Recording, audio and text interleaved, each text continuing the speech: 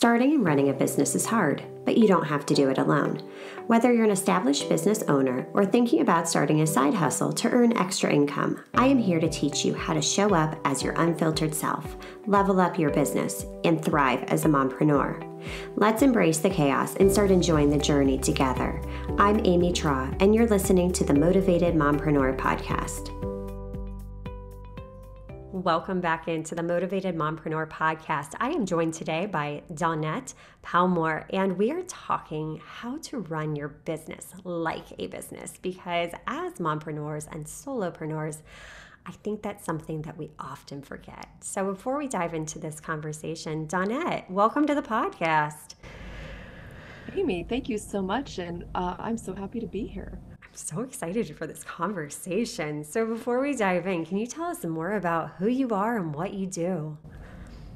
Yeah, so I have been an entrepreneur for over 22 years. I stayed at home with my children, helped my husband run our small business. So I get it. And I homeschooled my children on top of it. So I threw in an extra little thing there. Why not? You like a challenge, huh? Yeah, but we had a good time. So now I am a money coach, and I empower professional and entrepreneur women to gain clarity, control, and confidence with their money so they can run a thriving business, live a financially stress-free life without sacrificing what's important to them. And that right there is huge, without sacrificing what's important, because as a solopreneur, it's easy to get encompassed in our work and just be working nonstop. Did you find that when you were, you were homeschooling and raising your kids and running the business, trying to do all of the things? How did you navigate that? It was hard, but really what I've learned over the years is to do my business around my life, doing it around what's important to me. And so my family and my children always came first, and I did the business around that. Did that mean some late nights? Absolutely. Working on the weekends, whatever it was. But, I think it was Jim Rohn or Zig Ziglar that said, don't miss a thing. And I made sure I didn't miss a thing. I love it. And that is so important to keep in mind, at the top of mind, because you think about it, our kids are technically under our roofs for only 18 years. I mean, at that point, they're considered an adult, which is kind of terrifying. Looking back at life, myself when I was 18, you think you have everything figured out. And in reality, you don't at all. And it's terrifying. You have nothing figured out. Right, exactly. And the older you get, I think you realize how much you didn't know. And it's like, oh gosh, my parents were right. Now that I am a mom, some of the things that I've said, I'm just like, oh my gosh. Whoops. So, right, exactly. So one of the common pitfalls business owners make is forgetting that your business is a business. And in order to thrive, in order to be successful, you actually have to run it like a business. So where do you see with the women that you're coaching, with the business owners you're coaching, where do they start to make this mistake? Number one is they don't recognize they're a business owner. And so they're not separating their business and personal finances. Everything is running through one account, which is dangerous for both our personal and our business, but it's also dangerous when the IRS gets involved. I totally know the stress, right? It is stressful to be transferring money. It is stressful to make sure you have money in both places, and is this going to clear and that's going to clear. That is stress we don't need on top of all the other things that we do. And so that is the number one thing I see people do, is commingle their finances. I heard a great analogy sometime last year, and it was saying that, that is, as a business owner, one of the most important things you can do is separate those finances out, because it's basically like giving a stranger a key to one room in your house, saying, okay, I want you to run in to my kitchen, grab this out of this drawer. They're only accessing that one thing versus here's the keys to my house, dig away, have at it. And it's true, because when you're mixing everything, and if you get audited, you're setting yourself up for a lot of stress, a lot of investigation. It could essentially put you out of business. I had a client who was commingling her finances, got audited, ended up owing like Oh $10,000. gosh. And guess what? They audited her the very next year. So not only do we have to go through that stress, but we have to pay a CPA, a tax professional, because we cannot go through an audit with the IRS. It's a nightmare. Yeah. So if you're listening to this, do not commingle your finances. And the nice thing too is there are so many banks that will offer small business owners very low fee accounts. I feel like especially with the change in economy over the recent years that a lot of these banks are small business friendly. So don't assume that, okay, that's really expensive or, oh gosh, I'm going to have to pay taxes. Well, no, let's shift that mindset to I get to pay taxes because that means I am making revenue. And then you can do legitimate write offs and deductions, and everything's in one place so that you can keep track of it. So, what Right. other tips can you give us to run our business like a business? Okay, so besides not commingling anymore, it's to know what's coming in and going out. And the way that you do that is you're going to get on a spending plan. I don't use the word budget because budget is not fun. Budget's very restrictive. It's been used to abuse and manipulate and all those things. And I know everybody's cringing as they're hearing this word. So I use spending plan because we're actually making a plan with our money. And you need to do this in your business as well as in your personal life. And part of your plan is paying yourself. That's another thing I don't see small business owners, entrepreneurs doing is paying themselves. You have to be paying yourselves. Otherwise, what are you doing this for? Exactly, exactly. And I think that creates a lot of resentment, and frustration for business owners because you're putting in all these hours, but you're not taking anything from it. And you Right. you need to. Um, Absolutely. We have to make money. Ladies, we have to put food on the table. We went into business to give our children a better life so that we could be with our children. All these reasons why we went into business, we have to remember them. And I've heard, and I think myself have been had this mindset that as women we feel like we shouldn't be asking people for money. yeah. But you know what? Nobody else has a problem asking us for money. Exactly, So exactly. And that is a very common mindset block. What advice can you give us for overcoming that guilt of asking for money? I would say, with any block that we have, we really have to think about where is this block being rooted from? Where is it coming from? Why am I believing this? And then consistently and actively changing it, right? With our affirmations, with, oh my gosh, this is coming up. Let me change. And this is the way I want it to be.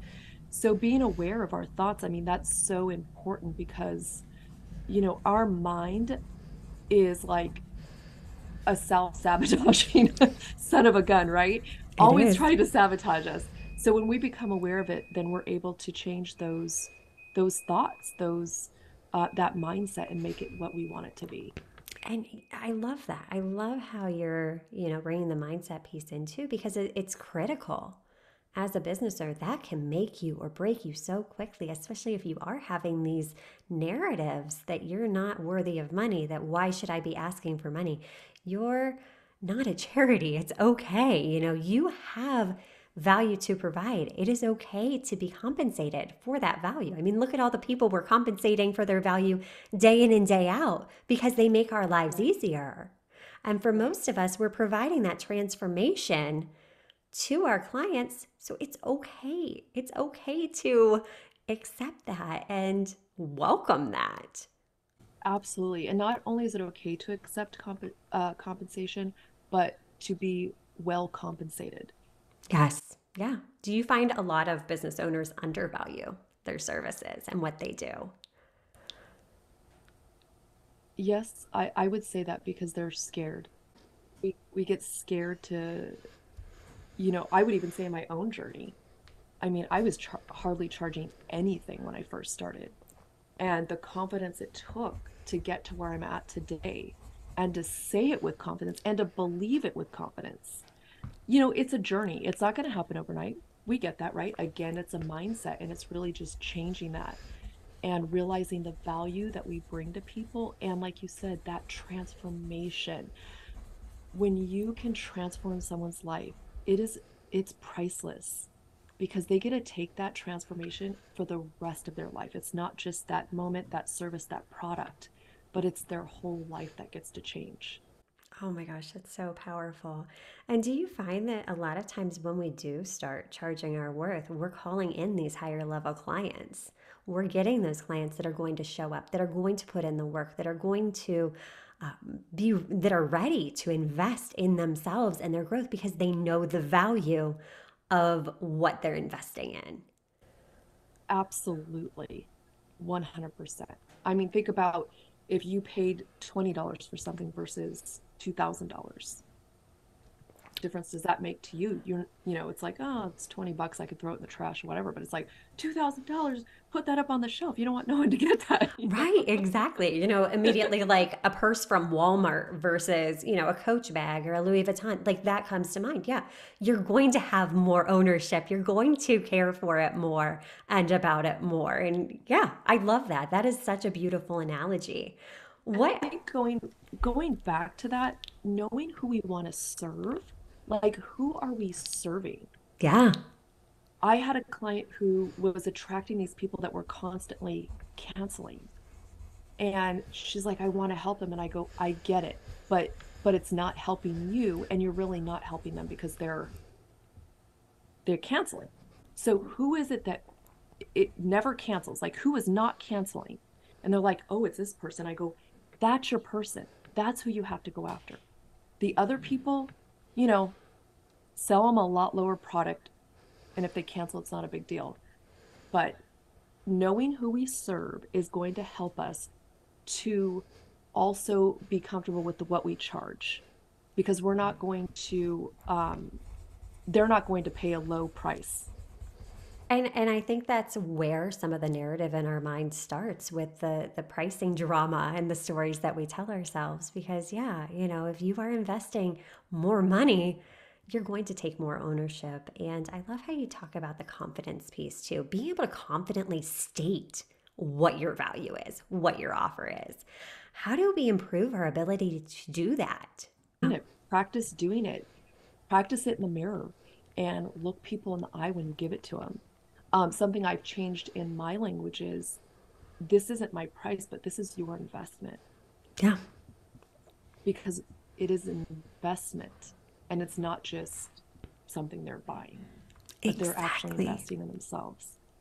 And I see the value in that too, because it's something that's going to provide them value not only while they're in your container, not only while they're in your world, but into the future. Because like you alluded to, you're teaching them skills. These are tangible skills that why are we undervaluing it? You won't, society won't blink an eye at dropping, $200,000 on a college degree.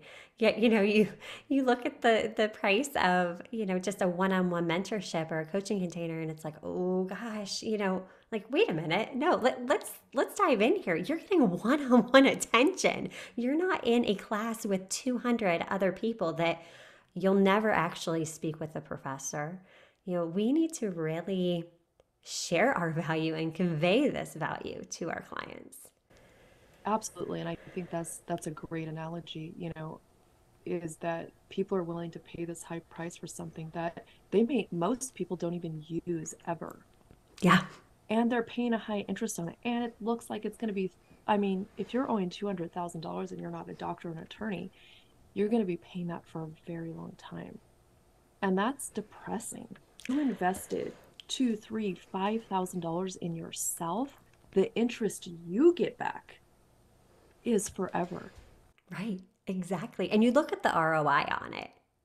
That return on investment of what you're spending versus the value you're getting. It's incredible. I mean, you can't match it.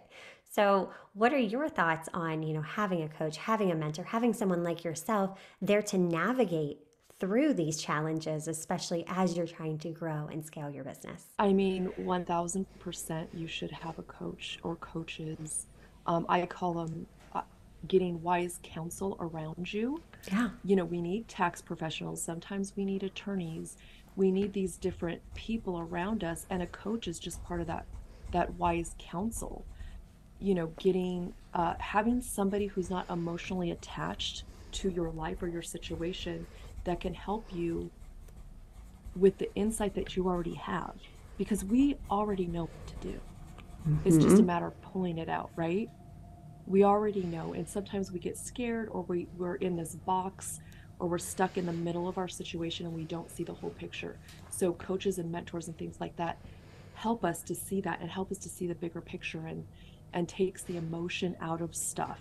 Sometimes, they give you a kick in the butt, Right, exactly. Well, which that's we just need. it. We do. We really do. And it's coming from a place of constructive criticism.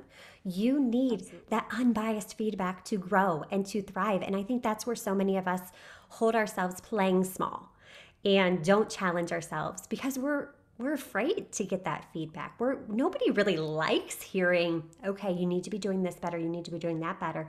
But when you have someone in that role, I love how you say this, that wise counsel. They're not emotionally attached, and that is gold right there. That will literally save you so much time, stress, anxiety, frustration. It will literally collapse time for you.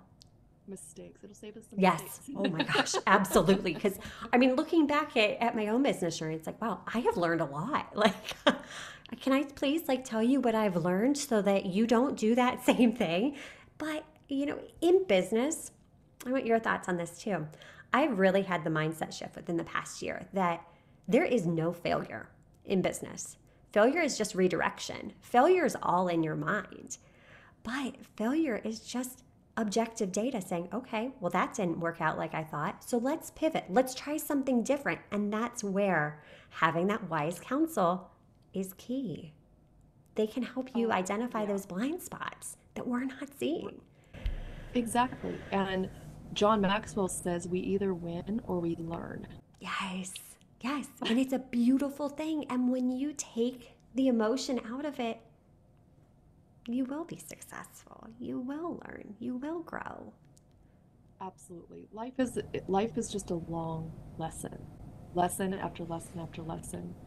And I think having a mentor or wise counsel around you are the people who possibly have gone through that. You're kind of investing in their own learning experiences and wisdom that they have, so that you can make your own set of, you know, I don't want to say failures because they're not failures, but your own set of learning experiences to pass to somebody else. Exactly. And that right there is incredible. I love it. I love it. It's I priceless, right? it really is. It truly is. And that's the beauty of being in small business is just the willingness too of so many other small business owners. Get in the room, network with others, connect with people, listen to podcasts. We are living in an age where you can literally learn anything you need, tool and tactics wise, to build a business online. But if you don't get that mindset right, if you don't have a community surrounding you, it's going to be a heck of an uphill battle. Absolutely. It can be very, like I said, our brain is our own worst enemy. Yeah, it truly is. And with that being said, any other advice for us? Any other advice on how to run business like a business? If you had one big takeaway for us.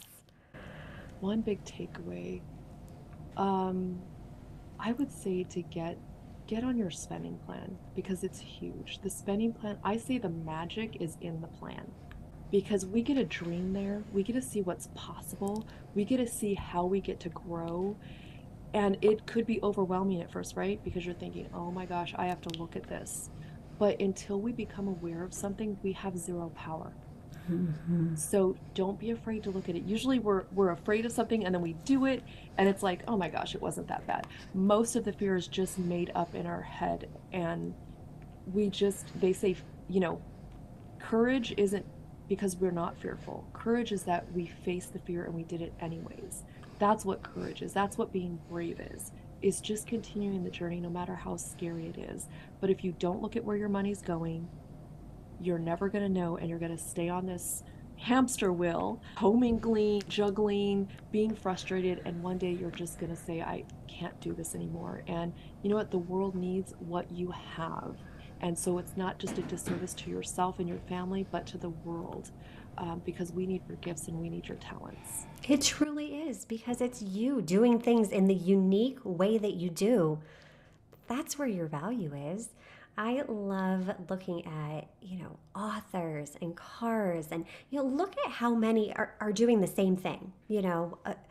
There are so many self-help books out there on the exact same topic, but it's that unique person with their unique perspective that draws people to you. All cars in the world get you from point A to point B. Well, we have our lower end models, our luxury models. They all serve their unique niche. They all have their unique way of doing things, way of, making you feel a certain way. So yes, get out there, because we need the value you have to share. Dawnette, this was such a perfect wake-up call that I think our listeners definitely needed to hear. So refreshing to hear it. So please, ladies, take this information and utilize it. If you don't have things separate, start today. Don't put it off any longer. It's okay if you're not doing it. Don't freak out and just take action. Just do it. Go get an EIN. Go open your business bank account then. Take those steps to make a legitimate business and run your business like a business. That will save you so much time and stress and aggravation in the long run. Dawnette, how can we learn more about you? Well, you can find me on all social media platforms at Your Money on Purpose. I also have a podcast called Your Money on Purpose, which is focused towards women entrepreneurs and business owners. And you Google Your Money on Purpose, I should come up. That is amazing. And that is the beauty of it, being consistent across all those platforms. So there's another nugget. It makes you easy to find. All right. Absolutely. Thank you, Dawnette, so much for taking time out of your crazy schedule to connect with our listeners today. And until next time, mamas, stop dreaming and start taking messy action.